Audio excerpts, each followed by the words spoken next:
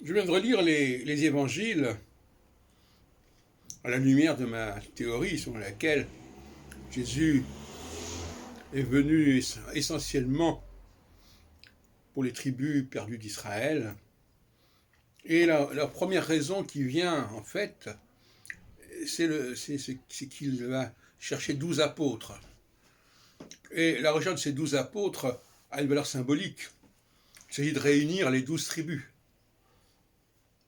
Comment il n'aurait pas choisi 12 apôtres? Donc il est dans une sorte de projet, de mission, de rassemblement des 12 tribus au moyen des 12 apôtres, en quelque sorte.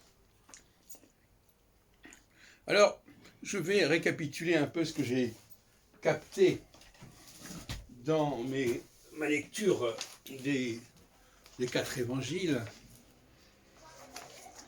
Qu'est-ce qui m'a frappé le plus?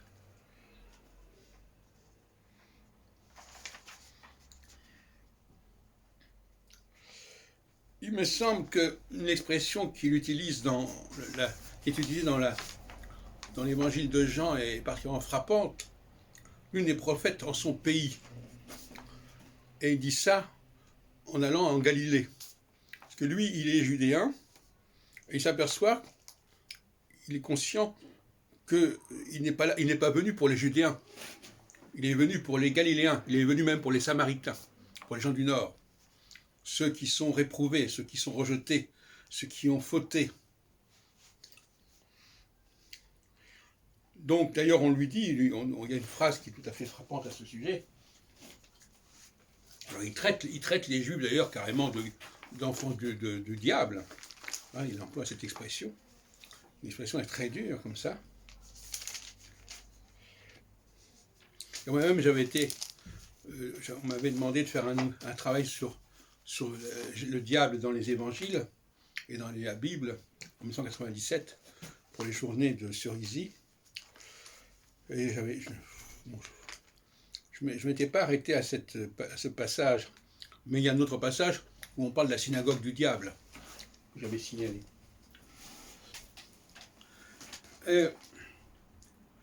Donc, la Galilée, le rapport de Jésus à la Galilée est essentiel. Il y a constamment cette espèce d'aller-retour.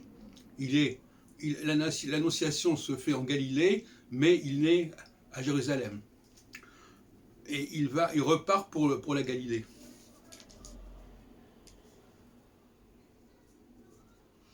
Par exemple, je vois au chapitre 4 de Jean, quand il apprit que Jésus était venu de Judée en Galilée.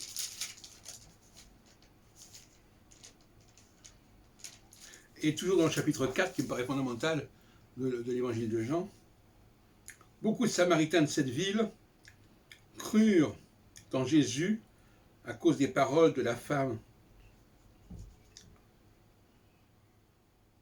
Ils leur demandèrent de rester avec eux.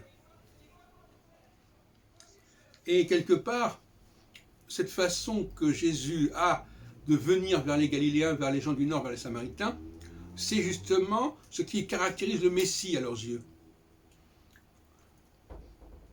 Ce Juif né de Bethléem qui vient vers les Samaritains, vers les Galiléens, c'est la définition même du Messie tel qu'ils l'ont en tête. Le Messie va rassembler les 12 tribus. Et tout à l'heure, je parlais des 12 apôtres. Même si tous ces apôtres, à l'exception d'un, sont des Galiléens.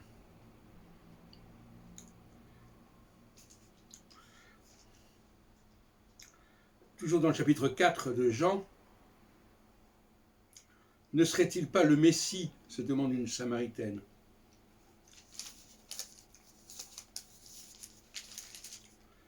Ce chapitre 4 est absolument essentiel.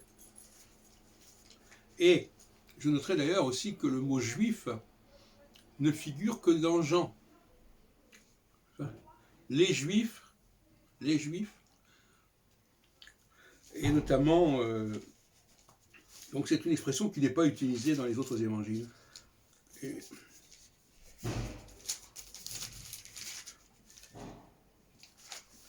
Alors, qu'est-ce que j'ai noté d'autre? Je crois que j'ai à peu près fait le tour de ce qui m'intéressait. Dans Luc aussi, à un moment donné, on parle de Pierre qui renie Jésus. On dit oui, oui, il était avec eux, d'ailleurs il est galiléen. Comme si, en fin de compte, Jésus était entouré d'une troupe de Galiléens. Et ça peut paraître surprenant, mais moi, dans mon travail sur le leadership, le leader est celui qui va vers un autre groupe, auquel il n'appartient pas. Et c'est ce qui fait sa dimension, justement. Et sa messianité, d'une certaine manière.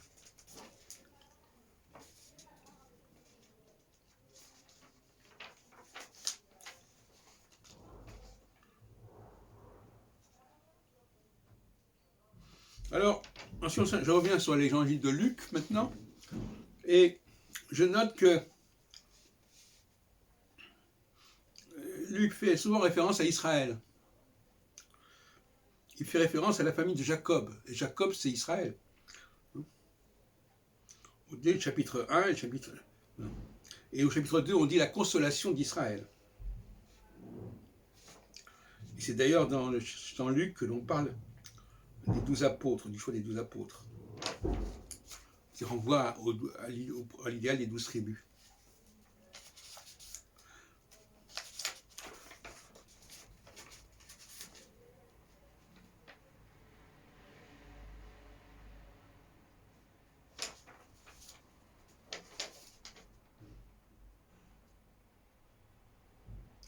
Voilà, je m'arrêterai là.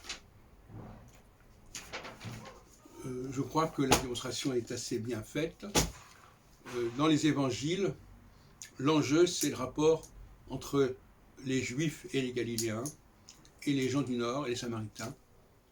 On ne sort pas de ce schéma-là, on n'est pas en train de parler de l'ensemble de l'humanité, ce n'est pas du tout le sujet.